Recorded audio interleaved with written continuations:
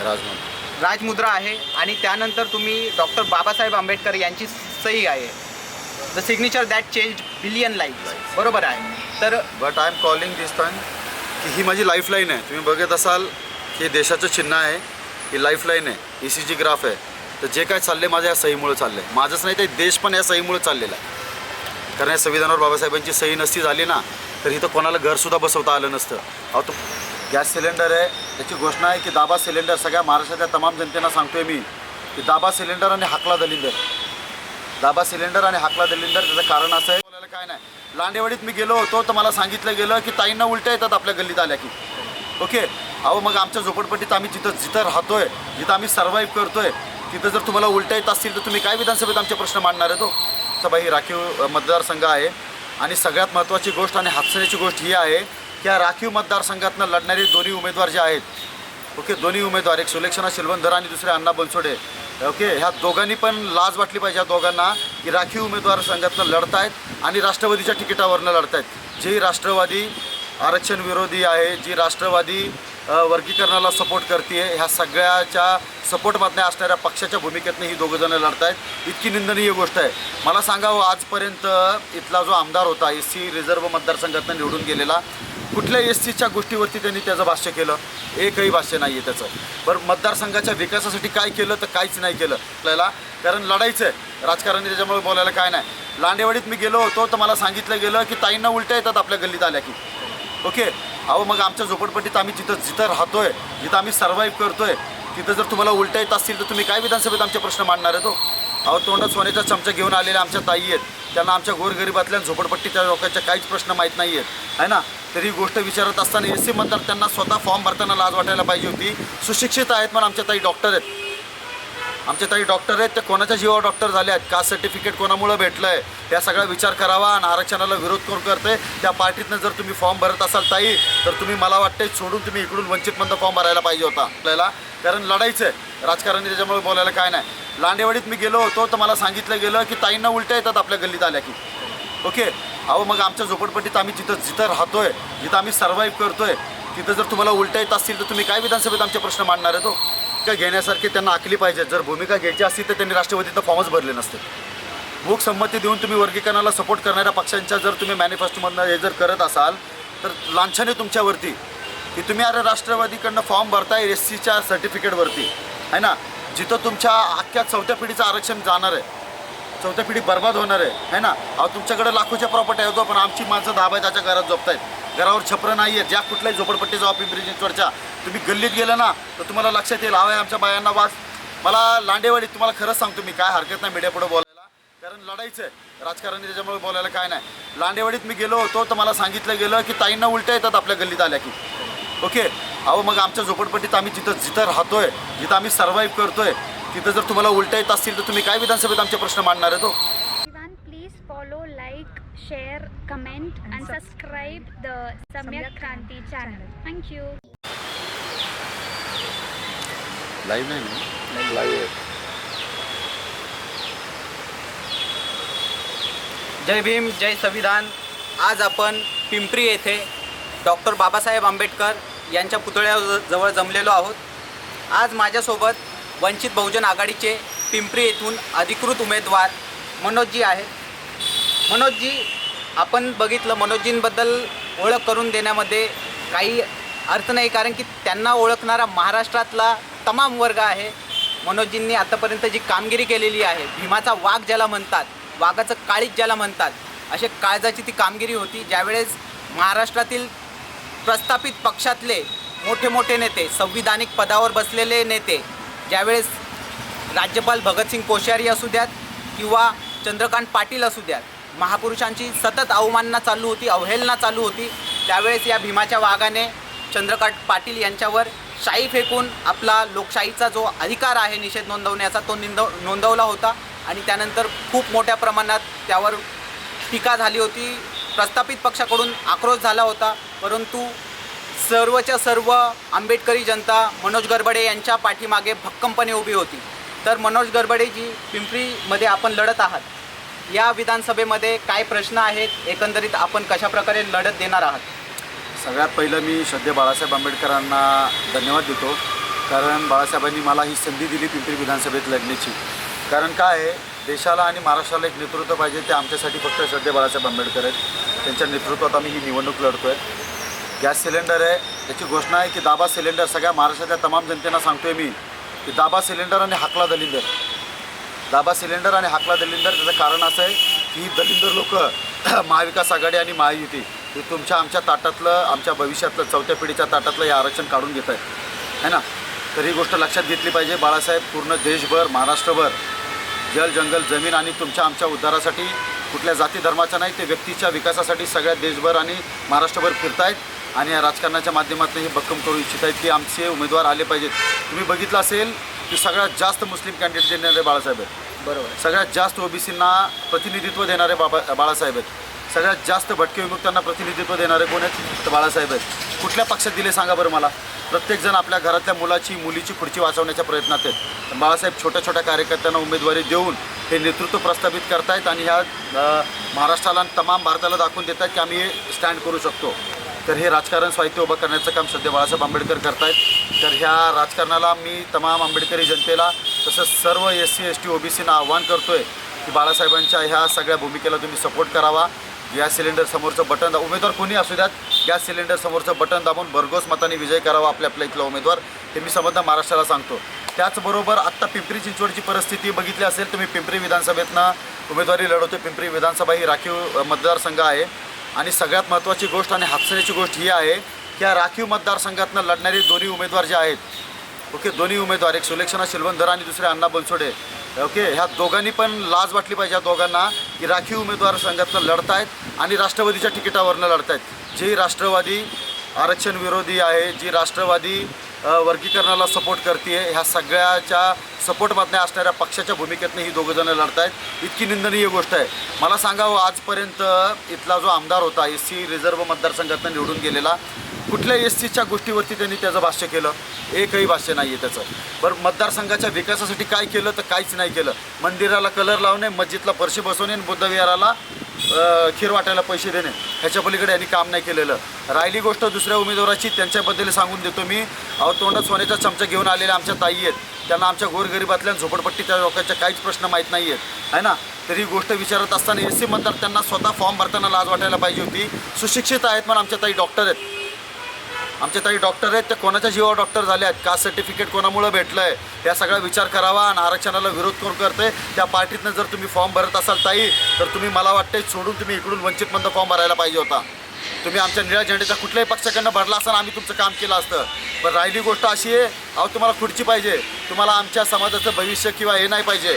तुम्ही जर जातीने महार असले ना, तर तुम्ही काय करताय माहिती आहे का? खुर्ची तुम्हाला आमदार बनायचे म्हणून फक्त तुम्ही राष्ट्रवादीकडनं लढताय. जर तुम्हाला खरंच जर काय समाजासाठी करायचं असतं ना, तर तुम्ही या प्रस्थापित पक्षांकडनं जे आरक्षण विरोधी आहेत आणि ज्यांनी त्या वर्गीकरणाला सपोर्ट केला, यांच्याकडनं कधीच तुम्ही लढले नसते. हा सरळ दिसतोय, कारण राखीव मतदारसंघ आहे.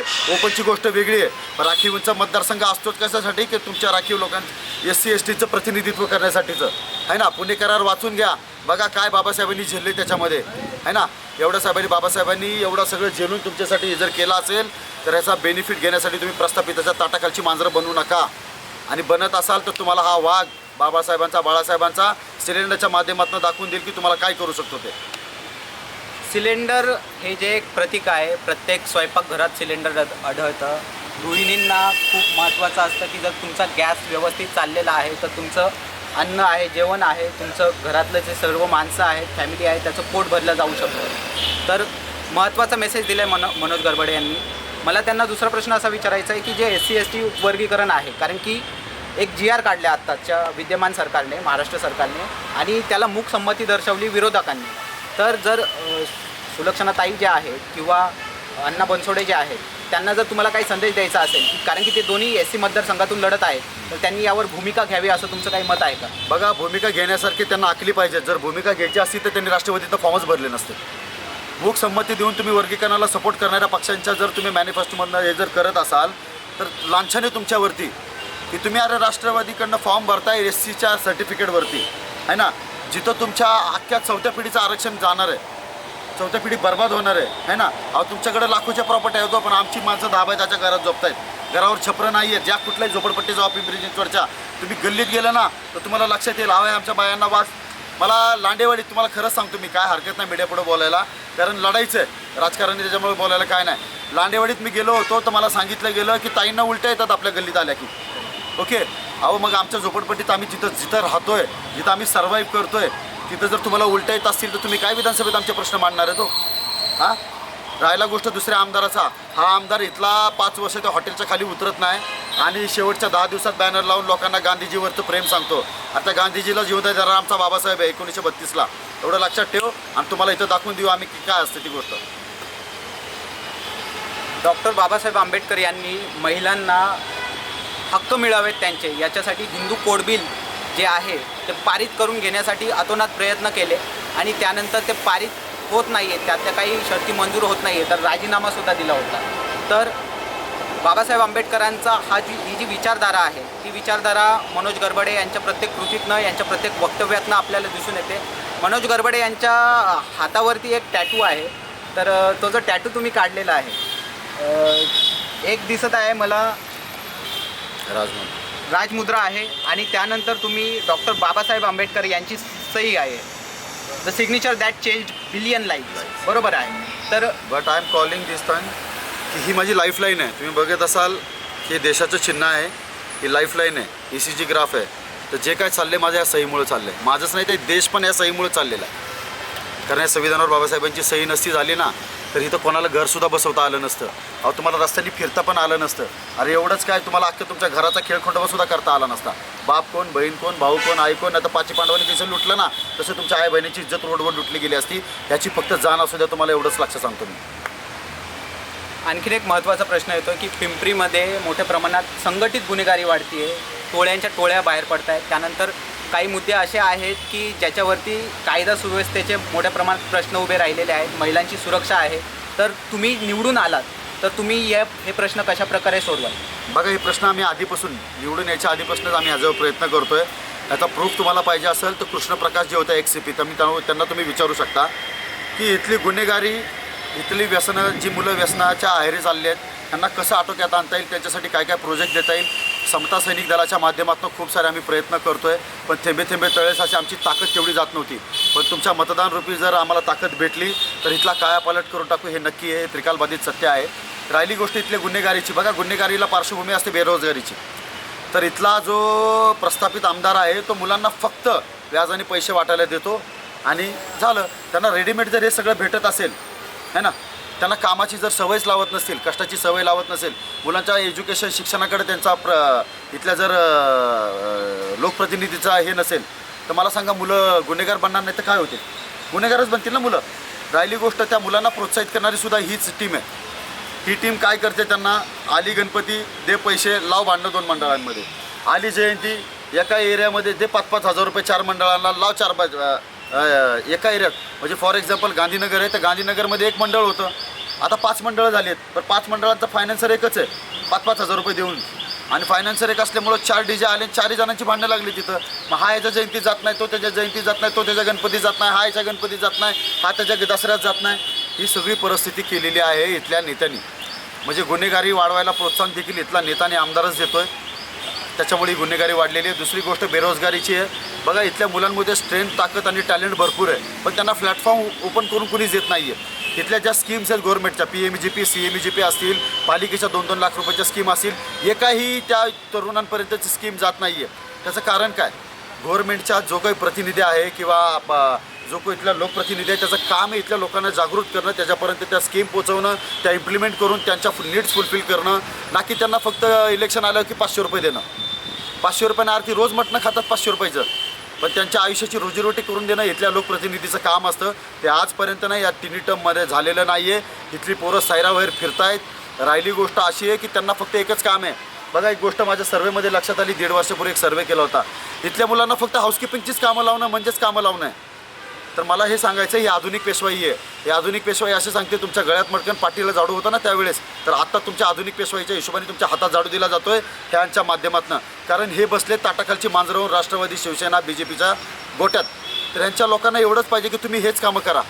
SC रिझर्व्ह मतदारसंघातील असंख्य युवक जे ग्रॅज्युएट आहेत, जे चांगले शिकलेले आहेत. अहो ही पोरं हाऊसकीपिंग करतायत, ती पोरं हॉस्पिटॅलिटी मॅनेजमेंटच्या नावाखाली मस्त ती कामं करतायत. काय यांच्याकडे दुसरं स्किल नाही आहे? त्यांना तुम्ही स्किल शिकवू शकत नाही आहे?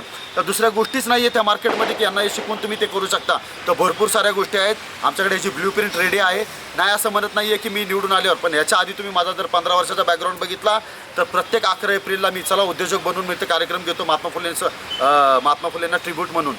महात्मा फुले मोठे उद्योजक होते, तर प्रत्येक वर्षी पुस्तक छापून कमीत कमी 50 पोरांना त्यांचं लीड बँकच्या मॅनेजर थ्रू बाबा त्यांना लोन कसं देता येईल, परत कुठं छोट्या मोठ्या स्कीम्स असतील त्या कशा करता येईल, त्यांचे डॉक्युमेंटेशन कसे क्लिअर करता येतील, राहिली गोष्ट त्यांची जी शीट असते ती कशी बनवता येईल, या सगळ्या गोष्टीचे आम्ही गेली 10-12 वर्षापासून ते प्रयत्न करतो आहे. खूप सारी मुलं आमच्या सोबतची उद्योजक झालेली आहेत आणि आम्ही करतोय देखील. पण एवढंच आहे की जर तुम्ही मतदान रूपी जर मला सहकार्य केलं तर या पिंपरी विधानसभेचा कायापालट केल्याशिवाय राहणार नाही. आणि येणारं 4थं जनरेशन इथं एक हाय लेवलला नेऊन गेल्याशिवाय मी थांबणार नाही.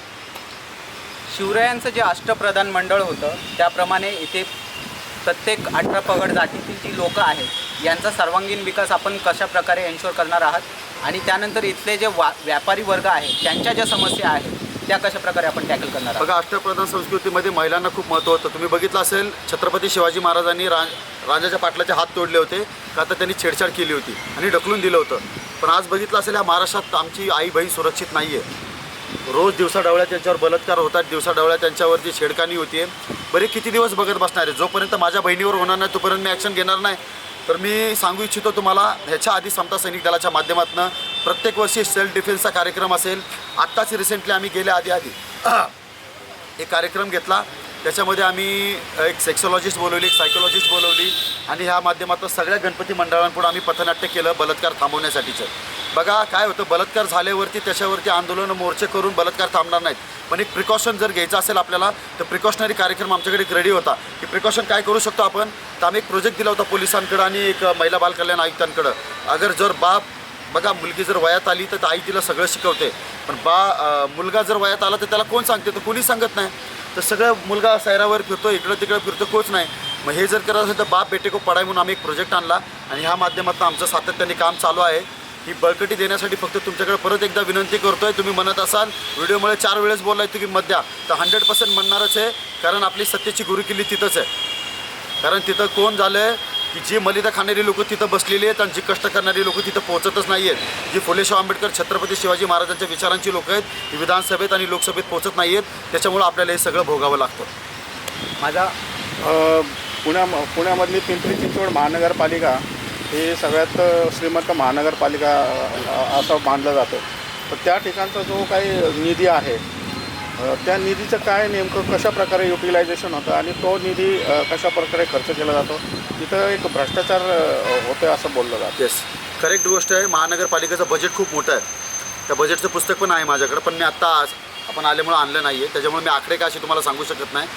त्या बजेटमुळं असं आहे गोष्ट की जेव्हा आम्ही इथल्या एस-सीच्या काही नगरसेवकांना विचारलं त्या बजेटवर बोला एस-सीच्या काय असेल, तर एस-सीचं बजेट वळवलं जातं इकडं तिकडं सगळीकडं युटिलाइज झाल्यामुळं. ह्याचं कारण असं आहे सर, कारण एस-सीचे सगळे उमेदवार ह्या प्रस्थापिताच्या ताटाखालची मांजरं आहेत. तुमच्या आमच्या हक्कासाठी लढणारा एकही एस-सीचा उमेदवार ना या खालच्या सभागृहात आहे, ना वरच्या सभागृहात आहे, ना त्याच्या वरच्या सभागृहात आहे. तर तुमच्या गळ्यात कुत्र्याचे पट्टे बांधले असेल तर तुम्ही एस-सीच्या फंडसाठी कधीच कोणी बोलू शकत नाही. तर हा एस-सीचा फंड जो आहे हा वेगळ्या कारणासाठी वापरला असो. आता महाराष्ट्र स्टेटचा जो एस-सीचा फंड होता कुठं वापरला? दिला आहे का दुसऱ्या त्या सांस्कृतिक कार्यक्रम होता तिकडे वर्ग केला होता फंड. राहिली गोष्ट आत्ता इथला जो एस-सीचा फंड होता, जेव्हा आम्ही विचारलं की कुठं काय तो एस-सीचा फंड, तर त्याला आन्सरेबल कुणीच नव्हतं. बरं मला सांगा, RTIमधनं माहिती जरी काढली तर ते करणार काय? तसं आंदोलनच करणार आहे. तर आमची जी पिढी आहे रोडवर आंदोलन करण्यातच तुम्ही कुजवणार आहेत का? तर ह्या पिढीला मी सगळ्या महाराष्ट्राला सांगू इच्छितो आहे, जे कोणी तुमच्या इथं वंचित बहुजन आघाडीचा उमेदवार असेल, कष्टाळू आहे, बाळासाहेबांनी दिलेला आहे, पारखून दिलेला उमेदवार आहे, ओके, तर तुम्ही सिलेंडरचं बटन दाबान त्याला त्या विधानसभेत पाठवा. तरच तुमच्या येणाऱ्या निधीचा, तुमच्या भविष्याचा विचार हा उमेदवार करू शकेल. तुम्ही विधानसभेत गेल्यानंतर जो दीक्षाभूमीचा जो प्रॉब्लेम आहे तो प्रॉब्लेम तसेच दीक्षाभूमीचा जो प्रॉब्लेम आहे, दीक्षाभूमीवरती जो कब्जा आलेला आहे, त्या समिती एकदम अतिशय बेकार समिती आहे असं बोललं जातं.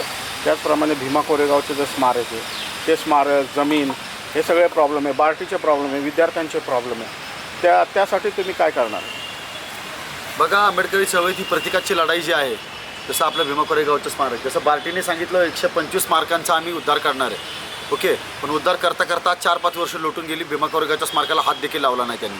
प्रत्येकाने आला, त्यांचं बजेट घोषित करून गेला, पण तिथे वीट देखील बसलेली नाही आहे. ती सेम परिस्थिती आहे भारतातली सगळ्यात पहिली मूर्ती बसवलेली देवरोडची. आज त्याची अवस्था बघितली असेल तर मोडकळीत आलेलं ते बुद्धविहार आहे. तिसरी गोष्ट अशी आहे की तळेगावचं स्मारक आहे. बाबासाहेबांचं 48 एकर 44 एकर अशा जमिनी आहेत तिथं. ह्याच्यावरती आपल्या कोणाचाच अंकुश का नाही आहे? कारण तुमचा माणूसच त्या विधानसभेत नाही आहे, त्या लोकसभेत नाही आहे. आपल्याला दुसऱ्याच्या दारात जाऊन बोलावं लागतं. मी जेव्हा देवरोडचं प्रकरण होतं त्यावेळेस बघितलं तर कुठल्या खासदाराच्या दारात जाऊन आपल्याला बोलायचं आहे? तो काय आपले प्रश्न सोडवणार आहे? नाही सोडवले त्यांनी. साहेब, त्याला सांगतो, मी स्वतः बघितलेलं, मी स्वतः अनुभवलेलं, मी स्वतः या सगळ्या प्रक्रियेमध्ये आहे. कुणी सध्या याच्यावरती प्रश्न उचललेला नाही आहे. राहिली गोष्ट, तुम्ही बघित असाल आंबेडकर मोहन बाबतीत त्यांनी किती मोठं षडयंत्र रचलं होतं. त्या सगळ्या प्रतीकांच्या लढाईमध्ये मी 100% सांगतो, आंबेडकर यांना हा समता सैनिक दलाचा सैनिक आहे. हा कटिबद्ध असणाऱ्या ह्या प्रत्येक गोष्टीसाठी विधानसभेमध्ये. राहिली गोष्ट अशी आहे की आम्हाला ह्या गोष्टीत गुंतवलं जातं आहे प्रत्येकांच्या अस्मितेच्या लढाईमध्ये. आपली अस्मितेची लढाई ही तर लढायचीच आहे, ह्याच्यात दुमत नाही आहे. पण ह्याचबरोबर आरोग्य, शिक्षण, रोजगार आणि आमची पोरं उद्योजक कशी बनतील ह्याच्यावरती आपला सगळ्यात जास्त आणि मस्त फोकस असला पाहिजे. मी आव्हान करतो या तुमच्या माध्यमातून. प्रश्न असा आहे की राजरत्नजी आंबेडकर आहेत, ते आंबेडकर कुटुंबातील असूनसुद्धा त्यांनी तिथे फॉर्म भरलेला आहे. त्यांच्या विरोधात त्यांनी पक्ष सुरू केलेले आहे आणि असे अनेक जण बाबासाहेबांचं नाव घेऊन पक्ष उभारून काहीतरी काँग्रेस किंवा BJP बरोबर बांधील असतात आतून. तर त्यांच्यासाठी तुमचं काय उत्तर आहे? बघा, ही दलालांची मांदियाळी आहे. बाबासाहेबांचं नाव घेऊन प्रत्येकजण जगतोय है ना. तर जगा, तुम्ही काय हरकत नाही आहे. फक्त एवढंच की बाजार नका करू त्या गोष्टीचा. तुम्हाला लढायचं लोकशाही आहे, तुम्ही लढा, काही प्रॉब्लेम नाही आहे. पण प्रत्येक वेळेस जर बाबासाहेबांच्या नावाचं तुम्ही हे करत असाल तर तुम्हाला लक्षात घ्या, तुम्हाला ही जनता कदापि सोडणार नाही आणि सुट्टी देणारच नाही. इलेक्शन फक्त 1-2-4 दिवसाचं आहे, 20 दिवसाचं आहे. ओके, पण ह्याच्यानंतर तुमची आणि आमचीच गाठ आहे, एवढं लक्षात घ्या. समाज तुम्हाला सोडणार नाही. दिसेल तिथं ठोकल समाज. जे कोणी ह्याच्यामध्ये सेटलमेंट, सौदेबाजी बाबासाहेबांचं नाव घेऊन करत असेल, तुम्हाला याचा प्रूफ बघायचा असेल तर चंद्रकांत पाटलाला विचारा. युवकांना काय आव्हान कराल? मी संबंध महाराष्ट्रातील युवकांना आव्हान करू इच्छितो. बघा, हा पर्व युवाचा आहे ना. युवा पर्वामध्ये तुम्ही एक गोष्ट लक्षात घ्या, तुम्ही सगळ्यांचं बघितलेत मजा. राष्ट्रवादी, काँग्रेस, शिवसेना, BJP सगळ्यांचं बघितलं आहे. अहो, ही लोकं फक्त काय करतायत? पक्ष बदलतायत, तिकडं जात आहेत आणि आपल्या सीट फिक्स करतायत. पण सध्या बाळासाहेब आंबेडकर जे आहे ते तुमच्या आमच्या भविष्यासाठी लढतायत, तुमच्या आमच्या नोकऱ्या रोजगारांसाठी लढतायत, तुमच्या आमची चौथी पिढी सुरक्षित कशी राहिल्यासाठी लढतायत. तर मी इथल्या प्रत्येक युवकांना सांगतोय, तुम्ही जसं होईल तसं फेसबुक, व्हॉट्सअप, इंस्टा, फिजिकल असेल, व्हिच्युअल असेल या कसंही असेल, तुम्ही बाळासाहेबांच्या विचारांचा प्रचार करावा. परत मताचं कन्व्हर्जन, एक कम्युनिटी व्यतिरिक्त तुमच्या मित्रमैत्रिणीमध्ये मताचं कन्व्हर्जन कसं होईल त्यासाठी तुम्ही पूर्ण प्रयत्न करावा. जेणेकरून बघा कसं आहे, एक नेता पूर्ण महाराष्ट्र देशभर पळून नाही होणार, तर आम्हाला सगळ्यांना इथं पळावं लागेल. आणि जर पळालं तरच ही गोष्ट आम्हाला दिसू शकते. नाही तर बाप दाखवा श्राद्ध घाला. नुसतं बाळासाहेब आले की घोषणा देत मागं पुढं फिरायचं आणि नंतर मागच गेलं की काय काम नाही करायचं. ही गोष्ट करू नका. मी तुम्हाला सर्वांना हात जोडून विनंती करतोय की बघा, सभेला गर्दी तर करताच आहे तुम्ही, पण तशीच गर्दी तुमच्या जिथं राहताय, जिथं तुम्ही उठताय, जिथं तुम्ही बसताय, जिथं तुम्ही ऑफिसला जाताय, प्रत्येकाला बाळासाहेबांचा विचार तुम्ही ठासून ठामपणे सांगा. आणि तो विचार मानव कल्याणाचा आहे, उन्नतीचा आहे आणि तुमच्या आमच्या भविष्याचा आहे. हे तुम्ही ज्यावेळेस त्यांना पटवून द्याल त्यावेळेसच तुम्हाला सांगतो ते मतात रूपांतर होईल आणि आपण विधानसभेत आणि लोकसभेत पोहोचू शकतो. धन्यवाद.